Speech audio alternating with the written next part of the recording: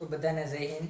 તો આજે આપણે આ વિડીયો દ્વારા તમને એક ટ્રેન્ડિંગ ટોપિક જેનું નામ છે, ધ્યાન દેજો,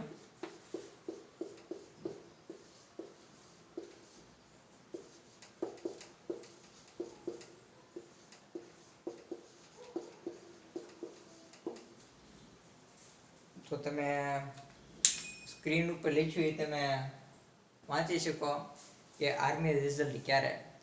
તો ટ્રેન્ડમાં ટ્રેન્ડ ટોપિક આ છે કે આર્મી રિઝલ્ટ ક્યારે। તો અત્યારે એ બધી અફવાઓ બહુ અફવા ચાલી રહી છે કે 20 તારીખે રિઝલ્ટ આવશે। 20 તારીખ તો જતી પણ રહી છે, આજે 22 તારીખ છે, છતાં પણ રિઝલ્ટ આવ્યું નથી। તો આવી બધી અફવાઓથી દૂર રહેવું। અને બીજી વાત એ કે તમે જો તમને ખબર જ છે કે મારું રિઝલ્ટ આ છે તે છે, ટૂંકમાં એમ કહેવા માંગુ કે તમે જે પેપરમાં તમારું પરફોર્મન્સ હોય એ તમને ખબર જ હોય।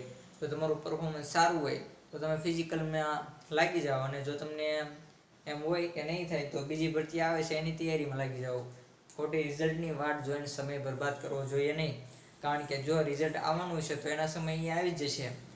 જો કે રિઝલ્ટની આશા તો એ મહિને છે કે આ મહિનો પૂરો થાય ત્યારે રિઝલ્ટ આવી જશે, અથવા તો આ મહિનાના એન્ડિંગમાં એટલે કે આ સપ્તાહ પૂરો થાય પછીનો બીજો સપ્તાહ શરૂ થાય એ સપ્તાહમાં રિઝલ્ટ આવી જશે। કારણ કે ઇન્ડિયન આર્મીએ 5 ઓગસ્ટથી ફિઝિકલ લેવાના શરૂ કરવાનો જે પરિપત્ર બહાર પાડ્યો છે એના મુજબ હું તમને કહું છું, ચોક્કસ ન કહી શકાય પણ એ વાતની જરૂર ખાતરી છે કે આ મહિનો પૂરો થાય ત્યારે રિઝલ્ટ આવી જશે। તો તમને બીજી વાત કરીએ તો તમે આ ટોપિકને રિલેટેડ ઘણા બધા વિડીયો માર્કેટમાં જોઈ શકો કે આ તારીખે રિઝલ્ટ આવશે, આ તારીખે આવશે। તો એ બધી અફવાઓથી દૂર રહો। અને બીજી વાત કરીએ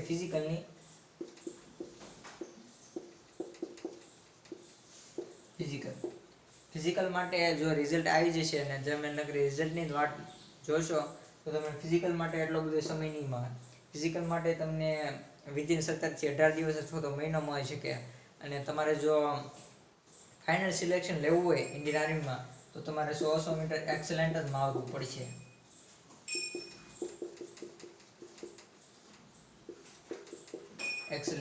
એક્સેલેન્ટ મારવાના તમને 60 ગુણ અને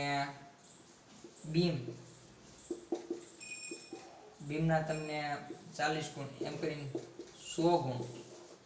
100 ગુણનું તમે ફિઝિકલ મારો એટલે તમારું સિલેક્શન પાક્કું થઈ શકે, જો તમારું પીડીએફ જે ઉપરથી આવે એમાં તમારું નામ હોય તો।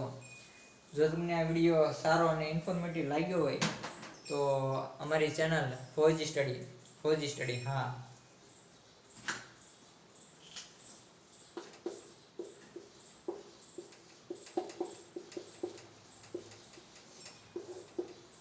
સ્ટડીને સબસ્ક્રાઈબ કરો, લાઈક કરો આ વિડીયો। અને જો તમને આવા નવા વિડીયો જોવા ગમતા હોય અને જો તમને વધુ ને વધુ ઇન્ફોર્મેશન જોતી હોય આર્મી વિશે અથવા તો આર્મી ભરતી વિશે, અને જો આ ચેનલમાં આપણે એજ્યુકેશન રિલેટેડ વિડીયો અને સ્ટડી રિલેટેડ વિડીયો મૂકવાના છીએ, તો તમને આ વિડીયો ગમ્યો હોય તો લાઈક કરો। બધાને જય હિન્દ, જય ભારત। જો કોઈ બોલવામાં ભૂલચૂક થઈ હોય તો માફ કરશો।